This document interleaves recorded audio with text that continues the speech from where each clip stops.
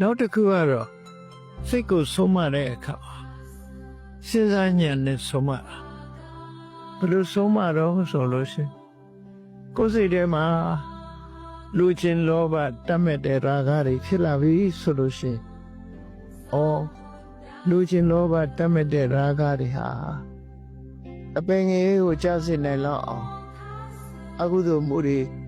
တိုးပြီးတော့ဖြစ်လာစေတတ်တယ်မကြီးထွားခင်ကငါဟာသူ့ကိုထိမ့်သိမ်းရမယ်ကြီးထွားလာလို့ရှိရင်ယောဂလိုပဲအလုံးဟာမဖြစ်တဲ့နာတွေဖြစ်ကုန်နိုင်တယ်လို့လောဘကိုအပြစ်ကိုမြင်ပြီးတော့အဲ့လိုထိမ့်ရဒေါသဖြစ်ပြီးဆိုလို့ရှိရင်လည်းဒီဒေါသရင်ထဲဖြစ်လာပြီရင်ထဲကနေပြီးတော့နှုတ်ဖျားရောက်လာလိမ့်မယ်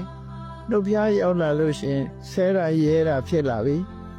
အဲ့ဒီကနေပြီးတော့လက်ပါလာတယ်လက်ပါလာရနေပြီးတော့ရိုက်တယ်နှက်တယ်တတ်တယ်ဖြတ်တယ်ထီအောင်ဖြစ်လာဒေါသဟာအဲ့လိုဖြစ်လာမှအပြစ်တွေကိုရှုမြင်သုံးသပ်ပြီးရင်ထဲမှာဖြစ်တဲ့ဒေါသကိုရင်ထဲမှာပျောက်သွားအောင်ထိန်ချုပ်နိုင်ရဒါထိန်တဲ့ဤတဲ့ဤအပြစ်ကိုရှုမြင်ပြီးတော့ထိန်တာဒီတဲ့အရင်ကျက်လာတဲ့အခါကျတော့အပြစ်ကိုရှုမြင်ုံနဲ့မဟုတ်ဖြစ်ပေါ်လာတဲ့အာယုန်လေးတစ်ခုပေါ်မှာတဘာဝကိုတဘာဝအတိုင်းချီတက်လာပြီဆိုလို့ရှိရင်ဒေါသဖြစ်စရာအာယုန်တို့မမြင်တော့ဘူးလောဘဖြစ်စရာအာယုန်တို့လည်းမမြင်တော့ဘူး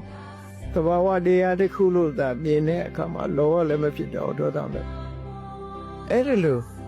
ပညာဉာဏ်နဲ့ထိမ့်သိမ်းဆွရှောင်အောင်မယ်လို့ဆိုလို့နော်အဲ့ဒါကိုပြောတာစိတ်တတဓမ္မထောတာတုစိတ်ကိုသမထနဲ့ထိမ့်မယ်စိတ်ကိုဝိပဿနာကျင့်နည်းနဲ့ထိမ့်မယ်အဲ့ဒါလို့ထိမ့်လိုက်လို့စိတ်ထဲမှာလောဘဒေါသတွေမဖြစ်တော့ဘူးဒါတွေဝင်မလာတော့ဘူးတဘာဝအာယုန်လေးပေါ်မှာပဲစိတ်ကတည်ငြိမ်သွားပြီဆိုရှင်